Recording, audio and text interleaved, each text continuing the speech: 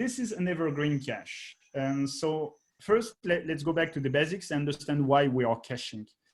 And let's tell about the problem, how to have a cache that is in sync with the source of truth. Then I will tell you about change data capture. Then I will describe Debizium, which is like an implementation of CDC.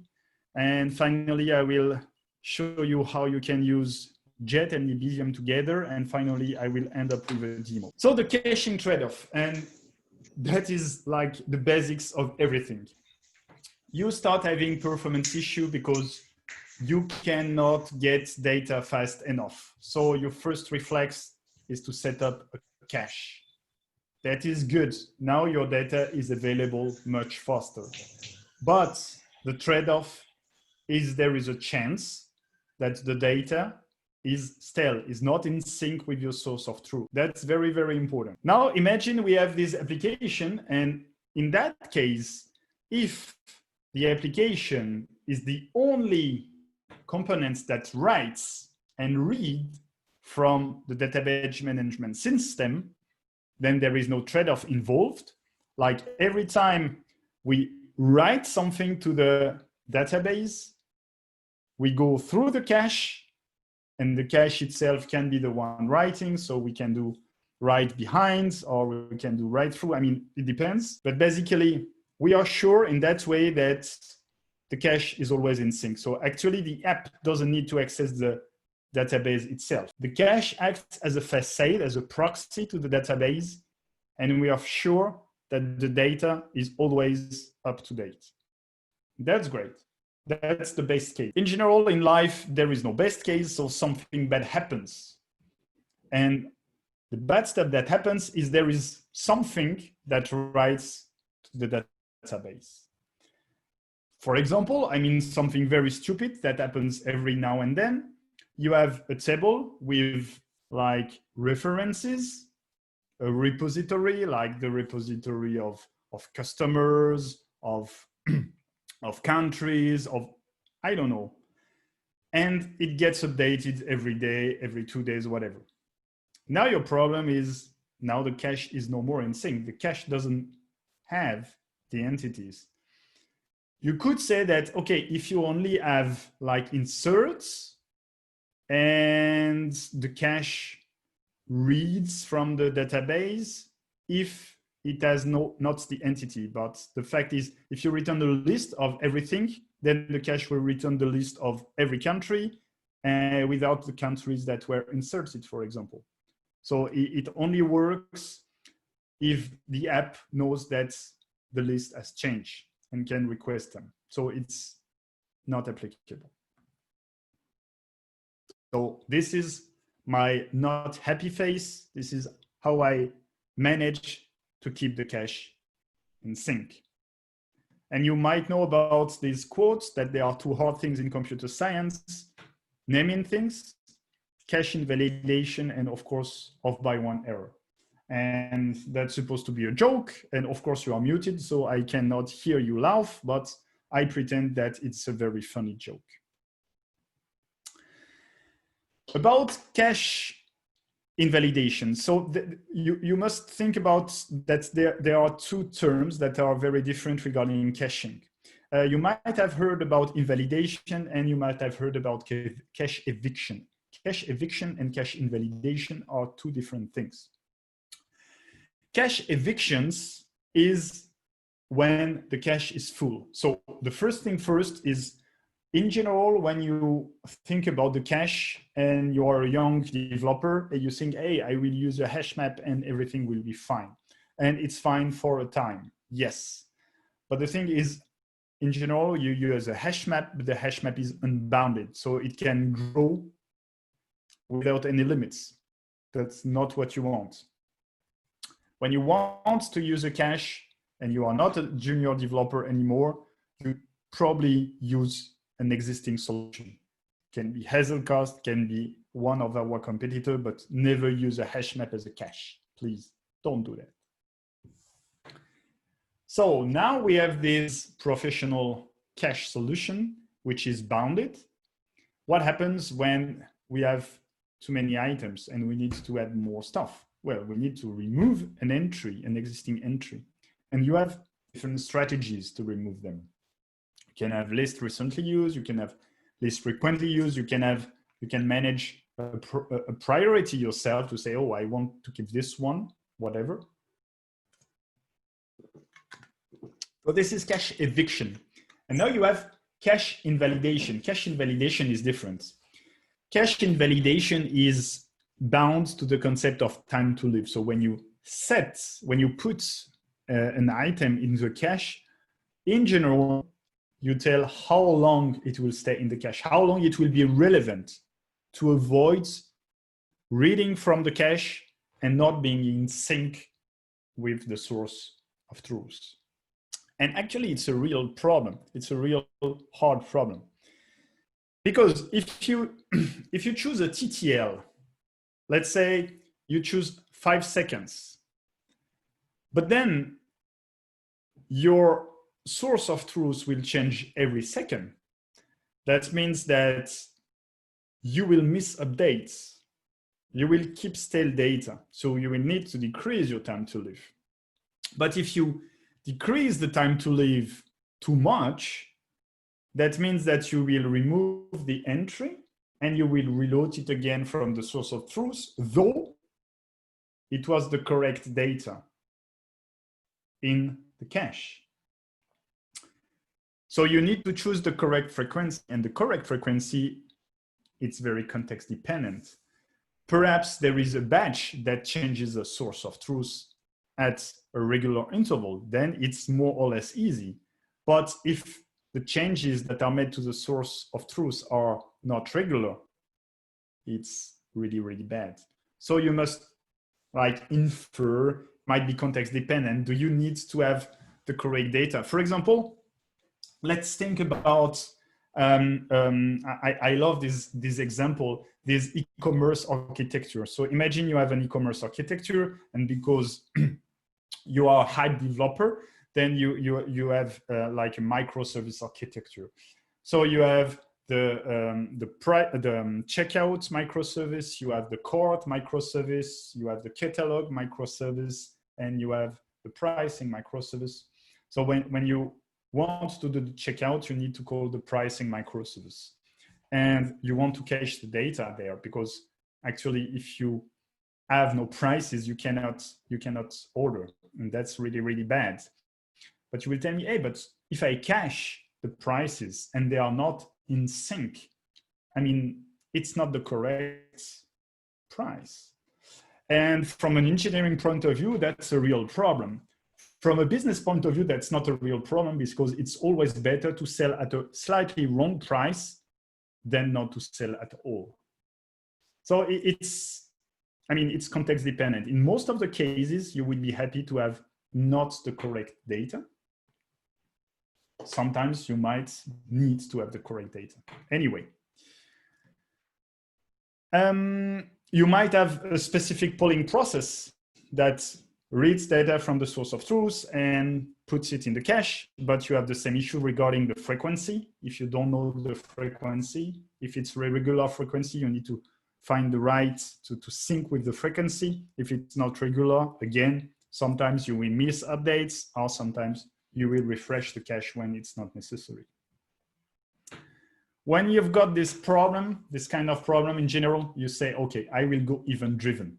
And event-driven is exactly what we need, because if there is no changes, then we don't need to refresh the cache.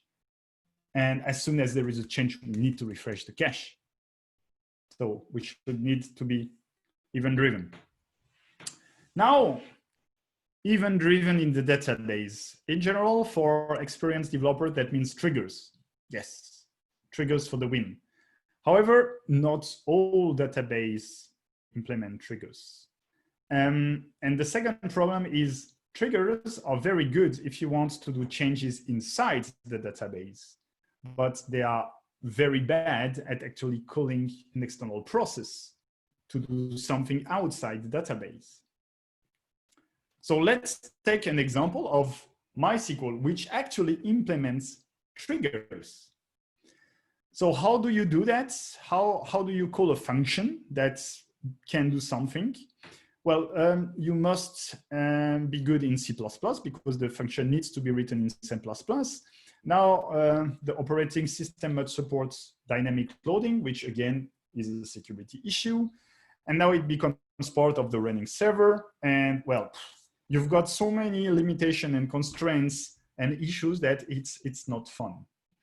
However, you can bypass some of them. The fact, for example, that you need to be good in C++. There is already a generic utility, a generic library that does it. And basically with this libmysql udfsys, you are able to interact with the operating system. So you are able to create a trigger that will do something like encall a commands through the sysexec. It exists. It has the benefits of existing, but there are a couple of issues. The first is implementation dependent. So it's only MySQL, and perhaps it might change depending on the version. Because of that, it's fragile. Like, what happens if the next version of MySQL doesn't support this library? Is this library still supported? How long will it be supported? Something that might not be an issue when you first use it, but will be an issue when you deploy it to production. If there is an issue, who will be responsible to maintain or debug it? That's a real problem. Will it be the database administrator? Will it be the developers? Will it be the ops team? Who knows? But what I'm pretty sure of is nobody will be responsible will want to be responsible for it. And if you have like a bit of experience with database triggers, like, you know, they are quite resource consuming. So if it's done very, very frequently, they can bring your database to their knees. And comes since a couple of years, this notion of change data capture. And basically change data capture is exactly that. We are able to listen to changes of data that is happening on our database. And if you read the Wikipedia article, basically this polling stuff and with specific columns, it's already a kind of CDC. For us, it's not CDC. Perhaps you did that before. CDC became known as CDC, like having timestamps on rows or versions or status, but actually it lists them as CDC. I already mentioned triggers on tables, but the real current way to do it is log scanners. And when I'm talking about logs, I'm not talking about your log when you write an application, then you log some stuff.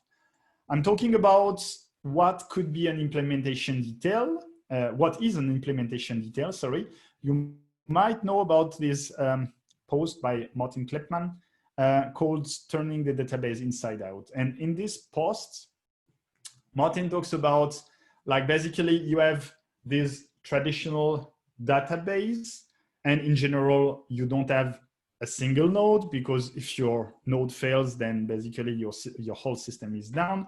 Probably you have a leader and followers.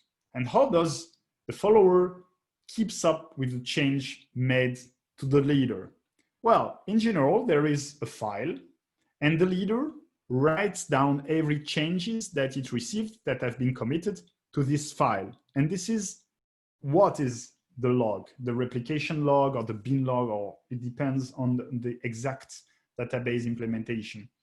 And the follower will read this log and will actually replicate the changes bit by bit.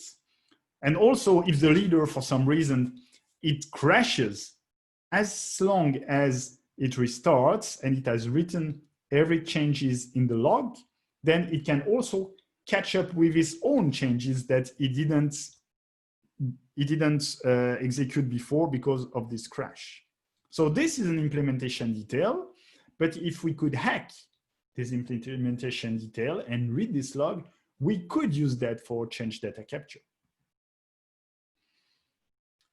And now this is exactly what is done. Transaction log, binary log, again, depending on implementation, it captures every changes. So selects, for example, they are not changes, but insert, updates, deletes, whatever.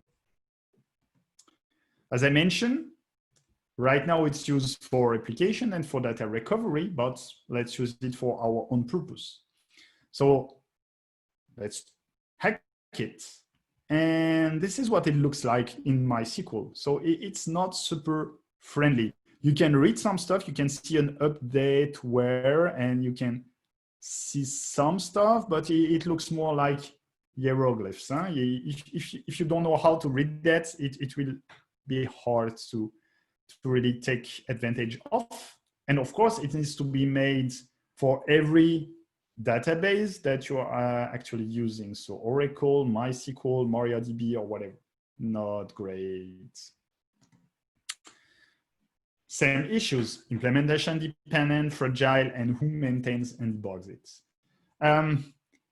So imagine there is somebody who is crazy enough to do that, and this somebody exists. And it's a project called Debezium. And this is an abstraction layer for reading those bin logs. It's provided by Red Hat under an Apache v2 license. However, it's very skewed toward Kafka, so we'll talk about it a bit later. And it has a rich ecosystem, so basically it has connectors to different database vendors already, so MySQL, Postgres, Mongo, and SQL. There are others that are incubating. You can write your own, basically. You just need to provide the interface between this abstraction layer and the existing bin log format. So in general, Debezium, you deploy it inside a Kafka cluster through Kafka Connect. You deploy it, and then you configure it to read MySQL, Postgres, whatever. And every time there is a change, then it will post it to a dedicated Kafka topic. And that's how it was born. But here, does it make sense to write it into a Kafka topic and then to read this Kafka topic and to update the cache? It doesn't make any sense. It's just like extra craft. I mean, the changes, they are already here, and it needs to write to disk. It's senseless to do that. So I will bring in Jets. So I already talked to you about Jets. I won't do it again. This you already know. Data source, data sync, and stream processor. And then you've got the streaming pipeline. I forgot those slides, but I told about it. Those are the two deployment model that we have. So either embedded inside a Java application, very easy to start with, but then you couple your scalability between the application and the number of Jet nodes, or client server, so extra network hop, but basically you can have like multi-languages clients. So here you're not limited to Java, you can use every one of our clients, Go, Python, C#, whatever. Something I didn't describe before, I told you about the pipeline. So the pipeline is basically the declaration of the code, and then you take the pipeline, you send it to the stream processing engine, and then it becomes a job, and it's the responsibility of Jet to execute it and to distribute it all over the nodes that are available. So now let's go back to our use case. What we want is we want to keep our architecture. So we want to keep our application that reads from the cache. We want to keep our database. And actually there is these components that we make changes to the database. And now we add something like extra. So we don't change the existing architecture. We just add something. We add this Jet job that will read from the bin log and write the data to the cache. So let's do this demo. And here I have this app, repository controller. So it's deployed at, no, it's not the one I wanted to launch. I wanted to run this one. Can I run it without a database? Will it be happy? Yes, at least it's a bit happy. So I can localhost. Yes. Now you see, I was not a designer. Huh? I'm a developer, so my UI is really, really bad. So this is what it looks like. And I want to create this, to deploy this app on the Docker Compose file. So I will have my app, this one, as a cost evergreen cache. I will have this jet pipeline. I will stop it at the beginning to show you how bad it works without it. And I have this MySQL database. So I will do my Docker Compose up. So it deploys everything, blah, blah, blah, blah, blah, blah. And when it started, I will stop the pipeline because, again, I want you to show how it fails. And then I will add the pipeline. So Docker Compose stop, pipeline. Yes. Okay. So now if I go in here, I'm running my application on Docker Compose. Here I have Robert, Clara, John, whatever. Here I say Johnny. I update it, it tells me Johnny, perfect. Here I say Sarah. Everything is fine, everything is good. And now I want to simulate the fact that I have these other components that will change my data source. So I've created this update application. And how does this update application work? Well, it's a Spring Boot application which uses JShell. And basically I can say update. I choose the primary key, 1, 2, 3. So let's say 1. And I say 1 will be Nicholas. So it has changed it, and I can hit a lists. So I have Nicholas, Sarah, and John.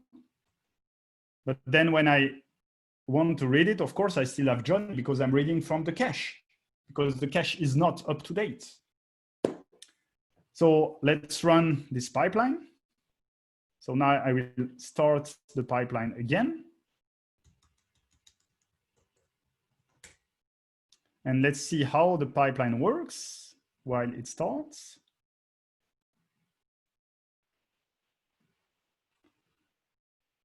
So it looks a bit huge, but actually a lot of it is configuration. This is only configuration. Sorry. Set database address, database port, database user, whatever. It's just configuration. So basically you just create MySQL CDC sources. And now you do pipeline read from sources. So from this stream source, this CDC stuff, without timestamp, we don't need it. Here, I write it in the log just to be sure. I will take what is given to me, and basically it's the JSON, and I transform it to an object of class person, and then I change it to a map entry, and then I write it to an IMDG. And basically, this IMDG, this map, is the cache the application is reading from anyway. So normally it has started, and here you can already see that it should have done some stuff. I don't find the logs, but basically now, if I refresh, I have Nicola and Sarah. I have my changes already. And now whatever I do, so the good thing is it caught up to the changes that were done before it started, because everything was in the bin log. And now if I want to update it again, of course, it still works even better. Fubor, because I have no imagination. So every time now I'm reading from the cache, and the cache is up to date. Easy peasy.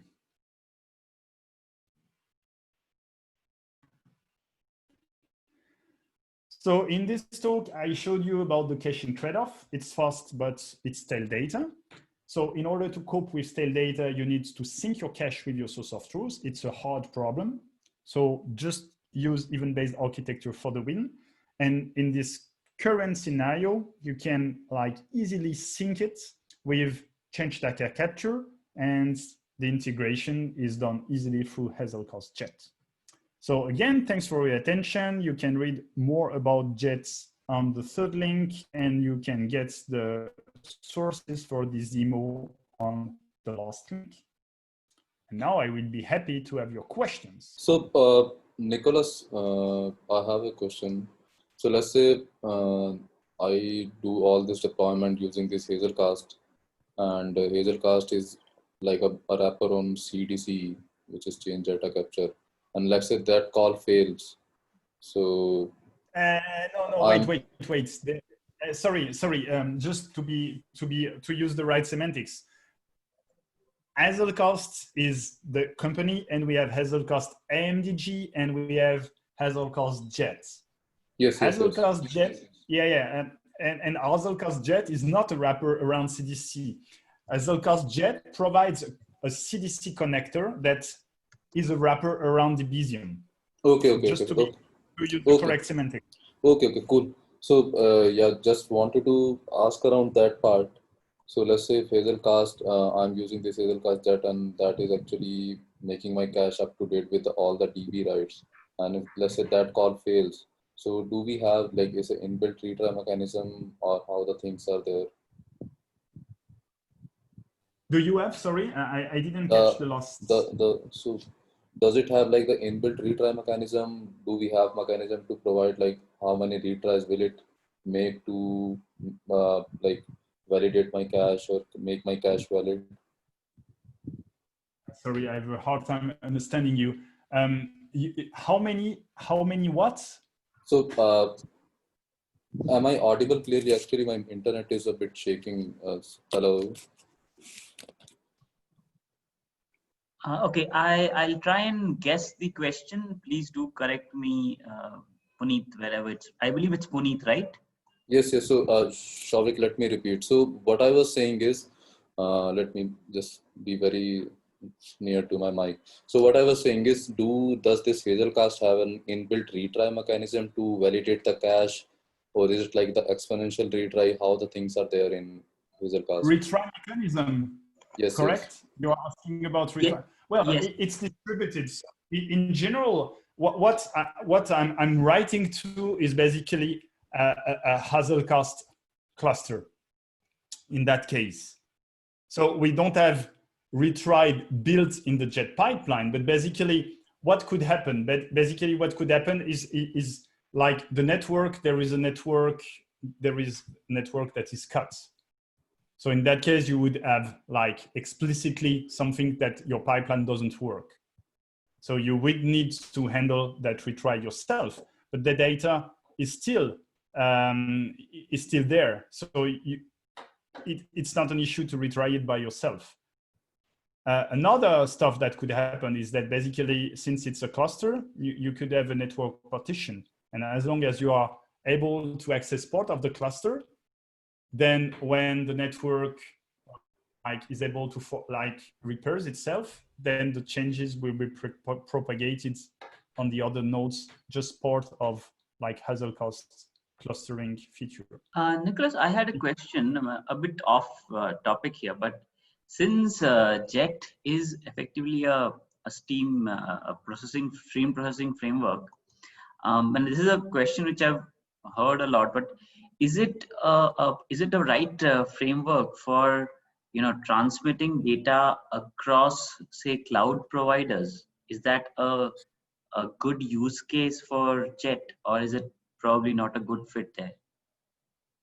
It depends which kind of data, but basically, even without Jets, you could have like one replication, like wide array network replication between two different Hazelcast clusters. It's perhaps not the best idea in the world, but we have this ability itself. So you don't even need Jet for that. Yeah, I think I kind of get it. I'll probably read a bit about Hazelcast before I come back to it. So Hazelcast basically provides an in-memory data grid. And as I mentioned, in-memory data grids is like distributed data structures. So you could have like a cluster that is in a dedicated cloud provider and another cluster that is another one, and you could use one replication to have Okay, replication I got it. Yeah. Without even Jets, without Jets at all. Yeah. It would just be part of Hazelcast IMDG. Yeah, no, I am aware of it because I have used Vertex, and Vertex internally the default implementation is a data grid, Hazelcast data grid. So I am aware of that capability of Hazelcast. So I was just trying to, okay, that brings in an interesting thought process. So thank you. Jets, you're welcome. Jet becomes relevant when you need to do like operations on the data. So whether it's operations on single elements, just as filtering or mapping, or like I did here, transforming like JSON to a real like Java object, or when you actually need to do aggregation. So when you say, hey, I want to have like streaming analytics of sales, and I want to have the sales in the latest hour, every like, let's say the gross sale total in the last hour. That's where Jet starts being useful. If you just want to do replication, the default Hazelcast features actually is enough. Okay, thank you.